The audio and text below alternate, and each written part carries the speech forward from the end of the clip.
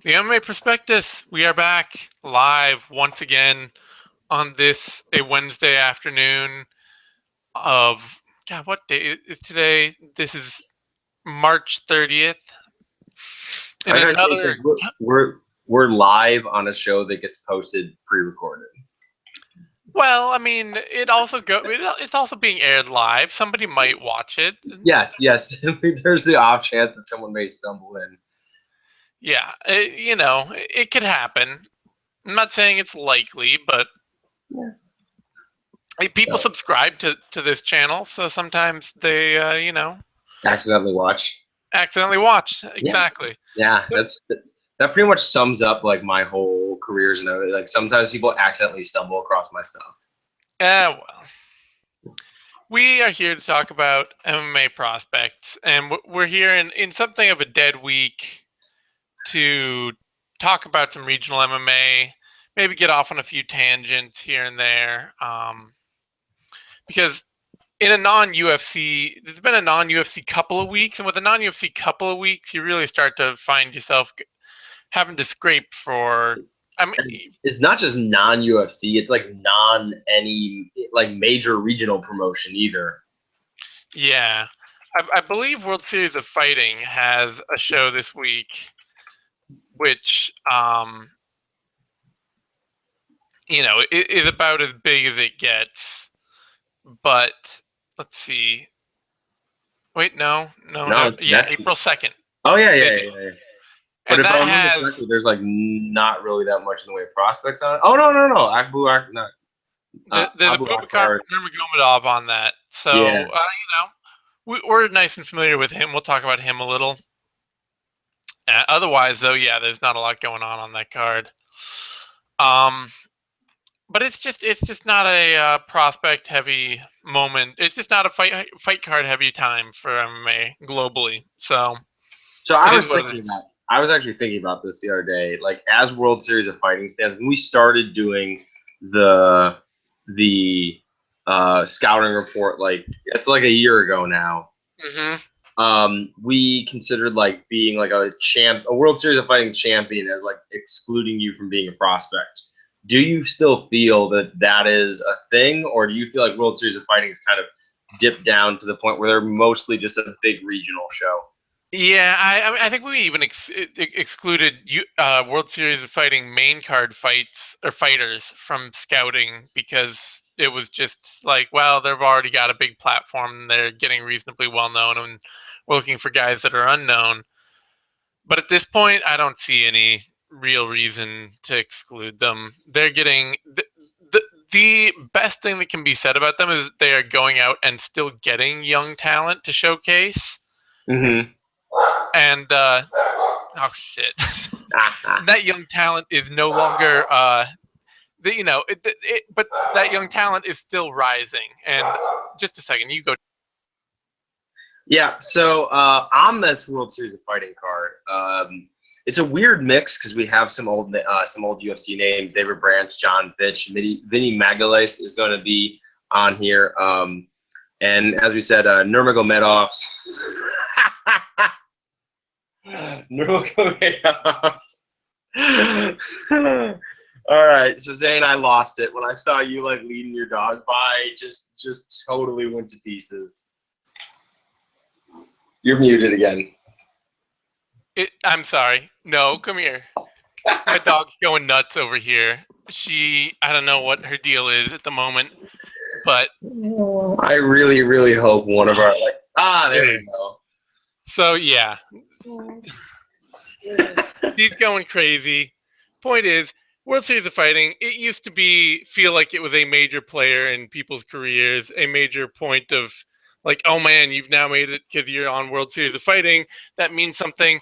Doesn't really feel like it means that much. I still think they do a good job scouting. I still think they're pulling in good talent, but that just means that they've got young fighters that are rising, people who are making a name for themselves, and people who are worth watching out for, and they should be talked about. I mean, we talk about UFC guys. If I were to do another scouting report, I would include World Series of Fighting fighters at this point. Yeah, I think I would too. I mean, like And looking at this card, it's a weird, like, because I mentioned while you were off that it's kind of a weird card, or at least in the sense that, like, there's a lot of ex-UFC names on here, like David Branch, John Finch, Vinny Magalhaes. Like, I still don't feel like John Finch is an entirely irrelevant MMA fighter in terms of, like, guy's still a pretty darn good fighter. But I don't feel like World Series of Fighting really. I feel like he feels now out of place in World Series of Fighting to a degree. I don't know. I mean, it's just like it's that place to go when your value is incredibly specific. Like Yeah. if you have value and you're not looking and you're not being competed for by the UFC, then Bellator wants you badly. Yeah. Like you are the key Bellator fighter, the guy with the name that the UFC doesn't want. If you don't have a name and the UFC doesn't want you, Bellator's not really all that interested either. No. Well, and it's weird too, yeah, because Bellator's in a weird place too. Like, Yeah. And we talked about this at length that prospect-wise, there's only a certain type of prospect they're interested in right now. Yeah, I mean Bellator, they want guys that they think I think they're in the smart prospect business, which is that they are looking absolutely at value for money. They're saying not who can we take a chance on, or, like who should we give a contract to in the hopes that they improve, but it's who do we think could turn into a bona fide great MMA fighter that we can get for cheap because they have no experience or Yeah. have no value on the market yet as an MMA fighter. And that's smart. I mean, those are the guys that like that was kind of how that was to a much less studious degree kind of the like old Pride style of finding prospects. Mm-hmm. Was like, oh, we've got a gold medal judoka, let's give him a contract, see if he can turn into something.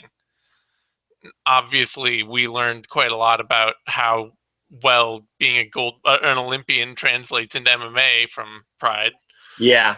Yeah, that and a couple pancrase fights too. Or I'm sure where was when Frank Shamrock like armbarred the gold medal wrestler in like 15 seconds. Oh, I What have was no that? idea. You're dipping way too back into the past for my brain space right now. Oh no, that was UFC Japan. Okay, that Kevin was Jackson, yeah, when he ripped Kevin Jackson's arm okay, off, yeah. 16 seconds. So, but the point still being that Bellator, they're looking at that.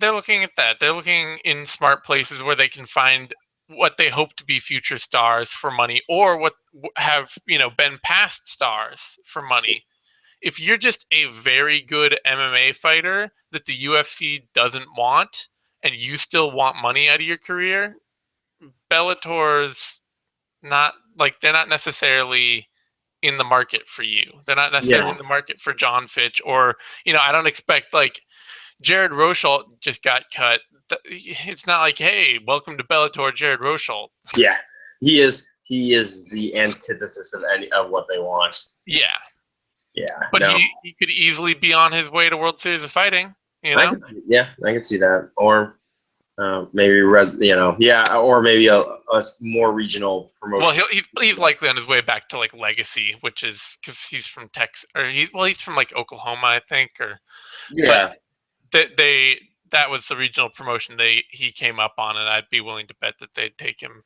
Yeah, I think so. I think he's enough of a name to help them out, and a local guy because he's from the region. They tend to promote shows in. But World Series of Fighting wise, looking at this card, Nurmagomedov obviously. Where we had him as what, the number 2 welterweight. He was tied with Magomed Mustafayev. Yeah, he fought. Who we they were neck and neck until Mustafayev split his head open with a spinning elbow or something. And but Nurmagomedov, yeah, he's solid. I would say that we're slowly seeing that he's maybe not the he doesn't have the same kind of elite athleticism that Mustafayev has, Mm-hmm. but he definitely has a technical, well-rounded style and the ability to just totally dominate guys for long stretches. Yeah, I think he's a little bit more versed on the ground than his brother. Mm-hmm. But I agree that he potentially lacks a little bit of the dynamic athleticism. Um, and so they end up having slightly different fighting styles. And I enjoy Abu Bakar's style. And it's nice to see him continuing to grow. He's only like 5 years into his career at this point. What is it? He's 26, and well, yeah, he really, he took a couple of fights in. Started in late 2011, fought once in 2011, once in 2012, and then really kind of started marching along in 2013. So Yeah, so he's still got plenty of time, and yeah, and at this point, I think it's pretty clear the World Series of Fighting is pretty much it's a stepping stone now if you're a young fighter. So the only difficulty in that is that I have heard, I've seen in interviews with Abdelaziz, and I don't know how much involved he is with that promotion anymore, but kind of assuming that he's still very much involved, just less publicly. I saw interviews with them where they're like, "Yeah, we're comfortable letting guys go to the UFC if they come in and have 2 fights and then want to leave or whatever. That's fine. But that if they feel like they went and got somebody and grew them into a promotional champ, they want to hang on to those people badly. mhm. And you look at the guys that are sticking around there, and they're some of the guys that people most want to see in the UFC. Guys like Justin Gaethje and Sergio Moraes, and um, so they're better fighters. Basically, all their good young top talent. Those are guys that World Series of Fighting is saying, I absolutely want to keep this guy. And you kind of wonder, like, will that happen with Nurmagomedov? Will that happen with Hakeem Dawodu? Some of their other really exciting young fighters that you really are interested in seeing jump off before they get to be titled contenders in World Series of Fighting. Yeah, Gaethje's going to be an interesting test since his free agency is coming up to see how hard World Series of Fighting goes at keeping him, and if they're able to because they're paying him a fair amount. I forget what the actual figure is, but he's getting paid comparable money to like a mid-level UFC fighter. I think he said he's going to end up at like, I think he's at like 40 and 40 or something. He's going to end up at like 60 and 60 or something. That's pretty darn good. Yeah. Especially when you're talking about outside the UFC money, and you gotta be a name to start getting. I'm not as versed in the pay structure of the UFC, but I know for a fact to get up to 60 and 60, you have to be something of a name. Yeah, I mean, it's not the kind of thing that the UFC, it's the kind of thing that they'll stretch out salaries like that or bigger to guys like Eddie Alvarez, or Hector Lombard. Those are guys that they're willing to give mid 5-figure or 6-figure contracts to. But to a guy like, is Gaethje one of those guys? Is he somebody that there's like a heavy duty hardcore fan contingent that is saying, get this guy to the UFC now? Because that was kind of, that was like a point with Bellator where it really, I think there was a hardcore fan, I don't know, interest in like Bellator versus UFC. We want to see these Bellator fighters in the UFC. And we don't have anything like that with the World Series of Fighting. Yeah, I think Gaethje could be a guy that gets that kind of movement behind him at some point because he is a pretty darn exciting fighter. But it'll be interesting to see if the UFC invests like kind of in that idea that he may turn into that guy, so they get him earlier than then and pick him up and have him turn into that guy inside the UFC, or if they're content to just let him be outside the UFC, develop, and then maybe in another like 3 years pick him up. Yeah. Another guy on this card, I'd be interested to see. I have not actually scouted him much is Abu Azaitar, Mm-hmm. who's going to be fighting because like they've given him Danny Davis Jr., who seems to be their jump off guy for every like every prospect they have seems to get like Danny Davis Jr. as like we want to see, can you beat this guy? So I'm gonna be kind of interested to see if that's somebody that's got something to offer them as a promotion, because he's coming in on a pretty hot streak, and he's fought for good organizations and he's got some solid wins. So Yeah, probably a guy I'm interested to see too. A little further down the card, a little less polished is Steve Cazzola, mhm. who still coming along, but has a tendency to knock people out in spectacular fashion, which is always interesting. Came up well. Interesting. The most interesting thing here is that he's jumping over from Bellator to World Series Yeah. of Fighting. So otherwise, we got a few people to talk about this week that we've been looking around at on the regional scene. Most notably, Well, I was gonna say real quick before we finish up, guy that I'd like to talk about, or two guys, Magomedov and Peter Yan. I butchered that, but uh oh. So if you missed it earlier or last week, ACB had ACB 32 Battle of Lions, which was a phenomenal card. ACB quickly turning into one of the better promotions in Russia, mostly because they're just absolutely loading themselves up with talent and grabbing quality prospects up and down their cards. So it's one of those, they're quickly establishing themselves. They're separating themselves from the other Russian promotions. In my eyes, they're kind of, it's a tough call between them and M1 at this point in terms of who's fielding more talent. I think M1 probably has more established talent, where ACB is grabbing a lot more rising talent. But in the co-main event, they just had an absolute war between who was he our number 2? he was tied with Abdulrahman Tamarov for number 2 on our list. Yeah, and then Peter Yan, who was not really on the radar when we were doing bantamweight. Only 4 fights into his career. Mm-hmm. This was his 6th fight, so not Yeah, really. he's really a relative newcomer, very quick rising in the sport. Yeah, and he just looked absolutely phenomenal in there against a tough dude. He made Magomedov look bad in stretches, as Magomedov just absolutely ran out of gas and was just taking these desperation shots. And Jan ended up losing a decision, which I kind of thought Jan probably should have walked away with the win, but it was a damn good fight and a pretty close one. Did you hear the rationale behind it? No. Apparently it was actually scored a majority draw, but Mm. because at some point Jan was given a yellow card during the fight, Mustafayev got the win. Ah, that's rough. Yeah.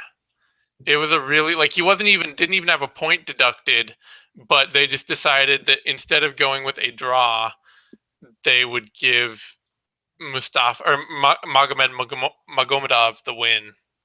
I see. I would say that clearly Jan's not in the good graces there, but historically in Russia, when you're talking about Russian martial arts competitions, it's the dudes from Dagestan who get screwed by the refs usually. So yeah, just how it goes, I guess. Yeah, it's an interesting one, but that card had in the main event of that card too, we got Abdulaziz Vakabov, who beat another guy that's been on a lot of prospect lists for a while now, Edward Vartanyan.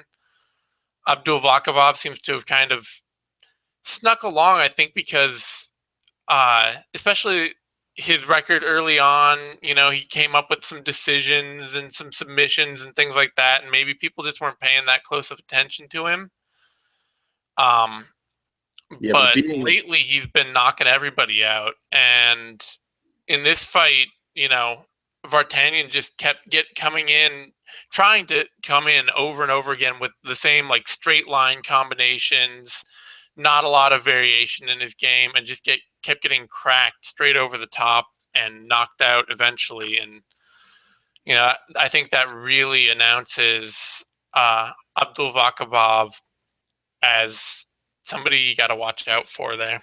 Yeah, beating Vartanian like that is a pretty big statement, because Vartanian's been on a lot of lists, hasn't quite broken through yet, but we've talked about it tends to take Russian and European fighters a little bit longer to break out. Vartanian's a good fighter. This is only his third loss, and you know, we're talking about a guy who lost his first fight by submission, and since then the only guy he's lost to was Oleg Bagov, who is like one of those dudes that's been hanging around the Russian regional scene, like ready to make the jump, just waiting for the phone call. I mean, Yeah, you're talking about a dude who's 21-8, like very experienced fighter. Yeah, it's one of the things that I think is becoming like, and this is something I've had this denied to me before, so I don't know how much faith I can put in this feeling either way. But it feels like there's a major roadblock between getting out of Russia and getting to the UFC. Yeah, probably. Relations. Like I've heard people say before, like managers. I think a manager once told me that there's like it's no trouble. We just we get our visa like everyone else, and that's it, and we'll get the call whenever. But the thing that we see over there is that there just seems to be this huge backlog of top tier ready talent, and they have so much trouble getting out because they just keep ending up in all these tough fights. And it's just like, if you're Edward Vartanian and you went through this period from 2012 to 2015 where you won 1, 2, 3, 4, 5, 6, 7, 8, 9, 10, 11 straight fights, and almost, with a couple decisions in there, but a lot of stoppages too. You look like a good, well-rounded fighter. You're young. Then, what's stopping you from getting over to a bigger promotion? What's stopping you from going to the World Series of Fighting or Bellator or the UFC, and then or then making that jump somewhere to something bigger? And yet he then has to fight Oleg Bagov. He loses that fight, and then he fights some other dude, wins, and now he's fighting Abdul Vakabov, and he loses. And it's just not something like these days. I don't feel like you'd ever see that in most other talent-rich UFC markets, like even in Brazil or in,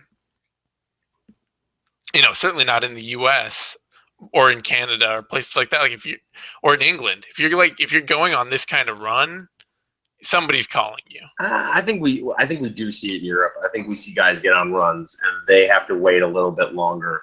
We do see in Europe that it takes longer, but I don't think.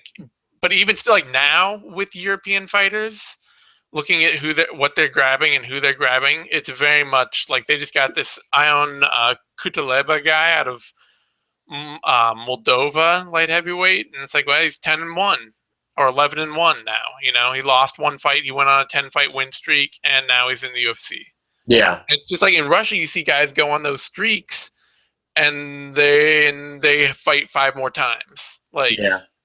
It just seems like there's a bigger roadblock there, and I'm not sure what it is. Yeah, not sure. And you wonder if because the Russian scene's growing fast. I mean, yeah. 2 years. I mean, okay, like even a year ago when we started scouting, Absolute Championship Recruit was not that big of a promotion. It was kind of like one that you and I watching tape were just like, oh yeah, this is a pretty, like when you see guys fought there, it's a pretty good fight.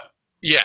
And within a year, ACB 32, I kind of was able to watch some of it live, and I was on Twitter, and a good number of MMA journalists were watching that stream. Yeah, well, they've got English commentary now. Like they've brought in an English commentary team to do their fights, and we're getting like we're getting fight nights has grown too. Like event by event, they're growing over there, and Akhmat seems to be rising, and just all of the regional players that aren't M1 Global seem like they're building up and Is it improving. just me, or is M1 like clearly losing ground to all these promotions? I feel like it is. I haven't like I don't know, except for when Kareem's announcing. I have not felt that excited about an M1 card in a while. I feel like every week I'm getting excited for a Russian card, and it's not M1. I was gonna say, I can't remember the last time that I've been like, oh man, there's this awesome Russian prospect I want to check out. What's his next fight? Oh, it's M1. Yeah, it seems like it's ACB Fight Nights or Akhmat. I feel like Or M1 Tech still. Prep even. Like, seeing Tech Prep seems to be the can crushing org where they're just like highlighting dudes, but still. I kind of feel like M1 is like the promotion where they've grabbed a lot of the last generation of Russian fighters and are holding on to them. And meanwhile, like there's a much larger, much more talented generation coming up that all these other promotions are benefiting from. It may be, and maybe they're benefiting from them because they've got they're giving them much looser contract stipulations to work with. Like, if the UFC comes calling, we'll let you go. And maybe with M1, M1 was definitely seemed like they were in a more of a competitive position. Like I remember hearing about guys waiting out the end of their M1 contracts to try and get to the UFC. Was that the promotion Vinny Magalhaes just like totally shit on? Yes. Yeah, like one of several at this point. Magalhaes is notable for that. Yeah, but like that sort of thing probably didn't help them, and I don't know. Like KSW probably cut into their ability because KSW's grabbed a lot of more well-known Eastern European fighters. Yeah, it's just a weird, tough scene. And I mean, it's a weird scene that's growing so much, and yet it still seems like there's such a barrier. And like that's the thing that's getting me that I'm not sure about, because like the Brazilian scene doesn't seem like it's growing that much, and yet it's getting hyper picked over all the time. Yeah. And yet Russia, we still are just getting like one or a couple fighters here and there trickling over, and it feels like another guy on this card that fought and lost, Sergey Hondajko, and he's a guy who he started his career out on a 13 fight win streak, and then lost a fight to Edward Vartanian, rattled off another 1, 2, 3, 7 wins, and now has gone loss, win, loss. And like, what is this guy, on these huge win streaks he's been on, who wasn't calling him, Yeah.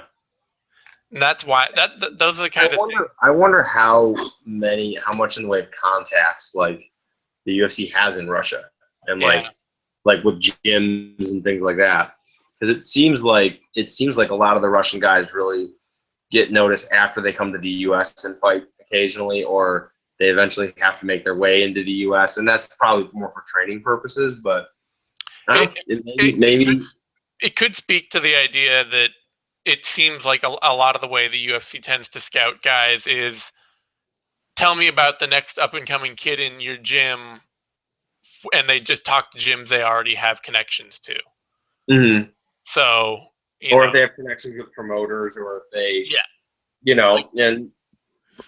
they do the UFC, or like there seems to be a fair amount of like there's a network there that the Russian gyms don't seem to be part of.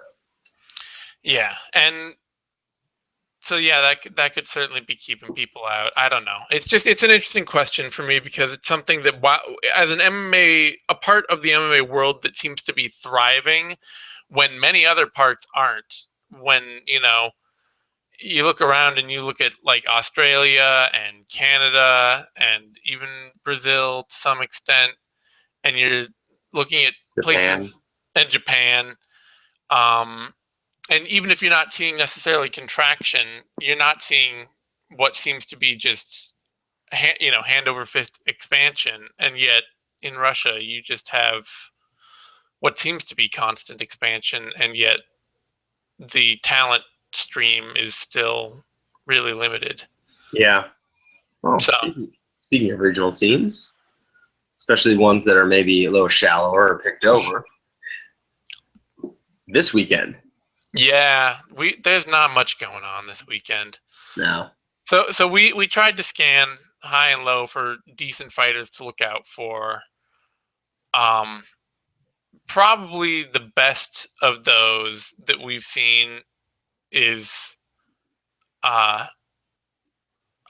Raufian. Is it Raufian? You think? Stotts? Yeah. Yeah, Yeah, I guess Robin? Rofian Stotts. He's Mm-hmm. probably the best young fighter on the rise fighting this weekend, coming in at 4-0 or yeah, maybe 4-0. Weirdly, oh no, he's got a. Let's see, is this Let's check it. no? I'm gonna check the Tapology page. On Tapology, they've got him listed as 4-0. There we go. 4-0. He's coming in at 4-0, and he's fighting at Victory FC 49, and he's fighting a 500 vet, somebody he's probably pretty likely to beat. Mm-hmm. Legit NCAA D2 All-American wrestler fighting out of Rufus Sport. Really good, solid power wrestling style. Looks like he's still learning how to strike, but definitely looks like, especially because he's an American, he looks like the kind of guy who, given another 2 or 3 fights, will probably see him either on Tough or on a UFC undercard. Yep, I would agree with that. And in his he is a Division II wrestler. In his last fight, he fought Demetrius Wilson, who is a 1-1 bantamweight, but is also a former Division II wrestler. And it was remarkable how much more comfortable Stotts looked throwing strikes than him. Like, very noteworthy. Obviously, a little bit more experience there because Stotts also had not an extensive amateur career, but he fought at the very least, I think, 4 amateur bouts. So notable, he fought 5. It looks like at least, and his only amateur loss was to Demetrius Wilson. So yeah. So I didn't even spot that. So he came back and a couple years later just looked to have utterly surpassed Demetrius Wilson in every way. Yep. So clearly picking up the game quickly. Looks really comfortable in there, and strong power wrestler. Definitely, to me, probably one of the best 2 guys going this weekend. Yeah, the other guy being Michael Tobin, pretty much Aussie grappler who's fighting on what card is he on? Oh God, it's not on Sherdog. He was one of the guys when scouting featherweight. The featherweight division was just so freaking full of really good talent that are kind of raw, really athletic grappler. Didn't really do that much for us, but kind of I distinctly tagged him as a guy to watch as he moved along because he was, only, let's see, he is fighting on Eternal MMA 16. Yeah. Tagged him as a guy to watch because he'd only been fighting for a few years. He's only been fighting since 2012. And then he had 2 bouts fall out from under him in 2015, or he got hurt getting ready to fight Herbst. That's too bad. I would have liked to see him fight Clever Koike Herbst. Yeah, that would have been a really good fight. Tobin got hurt, and then he was supposed to fight Miles Simpson, who then, I guess the bout got canceled, and Simpson's fighting this weekend. So I'm not sure what's up with that. Maybe Jump Promotions? Is he fighting on the same card? Miles Simpson. Oh, I don't know. It's not linking. But anyway, doesn't really matter. The point is, Michael Tobin, he is a quality, he kind of has the mini Misha Serkinov thing going on. Yeah. Where he's a just functional enough striker, and then a just totally natural grappler on the ground. Somebody who's obviously incredibly comfortable in every position at every moment. Yeah, I would agree with that. He looks pretty phenomenal on the ground. Just excellent transitions, really, really aggressive. Still technically weird at times. Yeah. His last win over Johnny Walker was he finished a toe hold, and it was just like a weird situation where either he's really strong or the guy probably should have gotten out of the toe hold. It was like the third time he went for it, finished it from a weird position. So like there's some oddities to his game, but just the raw aggression and athleticism is enough to make up for it at this point. And as he develops, I would look for that to change as he gets more polished. Well, and surprisingly for a regional guy who's winning a lot with some funky subs, he really does seem like he's really positionally solid. Like, if he's got a dominant position, he knows how to keep the dominant position while going for the submission. Yeah, he very much likes to work from dominant position. And then if you create a transition, he's going to latch on to something. Yeah. So he's definitely somebody really that, I'm interested in watching out for a lot. Another guy, a couple other fighters worth looking out for. Maxim Shvets is fighting. He's not. He's a bit of a blanket Ukrainian fighter fighting on this Pro FC card, but he's been like competitive and just below some of the other top prospects out there, like Anatoly Tokov and Yaroslav Amosov and some of those other guys that we've been looking out for. But he's young and he's not bad at anything. Like, he's a decent striker, he's a decent wrestler, he's a decent grappler. He's not a finisher, and so somebody to watch for. Still, somebody who might be able to just through record. Like I say, it's so hard on that Russian scene because like Maxim Shvets, you can win like 20 fights and still be just a guy on that scene. Yeah. Who else? Or he's 10-2 right now officially, with some of those fights not being counted. But still, that's an 8-fight unbeaten run he had that was stopped by Anatoly Tokov, and without anybody really taking notice. It's a tough scene. Yeah. Moving it back to the States, there was a guy that is a pretty decent fighter in who is it? Andres Quina. How do you say this? Oh, Andres Quintana? Quintana, who can't be that bad at names. Come on. I've just become so gun shy about it that I just don't have the confidence to just go for it anymore. But he's the tough 20. He was a tough 22 vet. Got kind of lit up by Thon Lee. Yep. But pretty early in his career at that point, he's fighting on a Jackson Wink like MMA local card in the main event. 9-1 still, bouncing back. And up until recently, he iced most of his opponents. Like, he's a pretty solid athlete. He's pretty good in the clinch, has pretty good takedowns, likes to play top, but just not really that great of a striker at this point. And Thon Lee just wrecked him on the feet. Yeah. I'm also interested over in there are a couple fighters over on the European scene I'm interested in looking at. One of them, Sam Creasy. They're both flyweights, actually. Sam Creasy, British flyweight.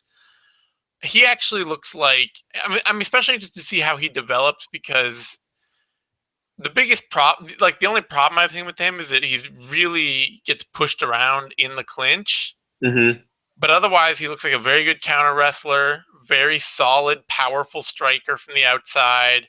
He's got a good 10-finger guillotine I saw him submit somebody with. Decent submission artist. Just like a good, well-rounded flyweight with a nice power striking game on the UK scene. So I'm interested to see what he can do.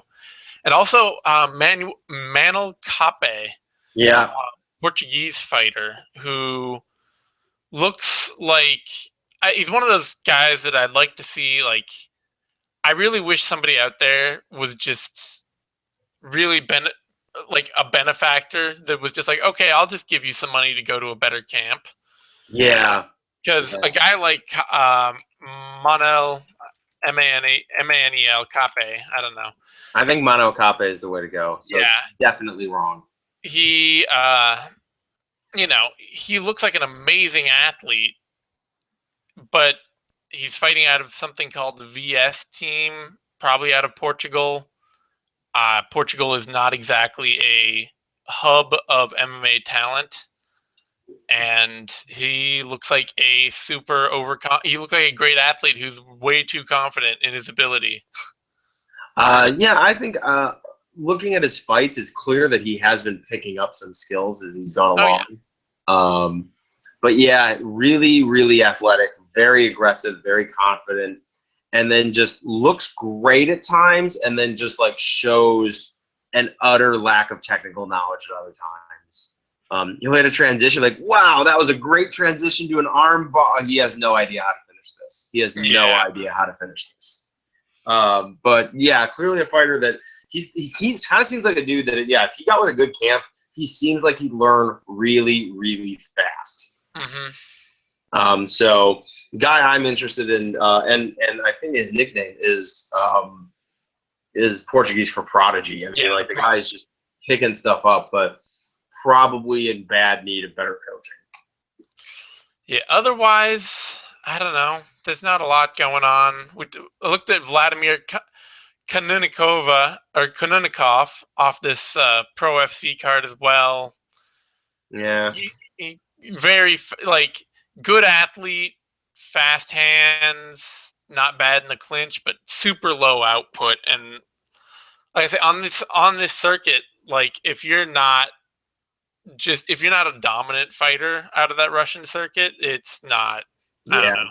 Another it's not one worth thinking about you really, because you're going to be facing so many other tough fighters. Yeah, another one, Aussie Miles Simpson, kind of having that classic, like Australian style of like he fought Muay Thai in Thailand and then like has been doing some judo and he's got like decent hands. When we watch his Muay Thai fights, he's not a bad striker. And then in MMA, for some reason, he looks comfortable on the feet and then just ends up submitting everybody, but not in ways that make him super impressive. But like, he's a good athlete and has had some mess. He seems to let himself get caught up in bad scrambles all the time, which he feels like he's a good enough athlete to just ride through. And on that regional scene, he is. But take a guy like that off that regional scene, and suddenly you just got somebody who puts themselves in really bad positions all the time. Yeah, and the only other one I would say worth taking a look at is a Hawaiian fighter, Maki Pitolo, who is undersized for his weight class. At I think he's fighting at welterweight. I'd have to check that. But decent wrestler and keeps a pretty good pace. A little bit of a grinder, but like scrappy little dude. Like when I first flipped on one of his fights, I had no idea what he would look like. And there's this big muscular dude in there and like a little smaller dude with some good sized arms, but like otherwise look kind of like a regular dude. I made the assumption that Maki was the big muscular dude, and I just watched the little guy meticulously take this guy apart. I'm like, yeah. So yeah, in very Hawaiian fashion, he's very much a scrapper. Interesting, yeah, somebody to watch out for.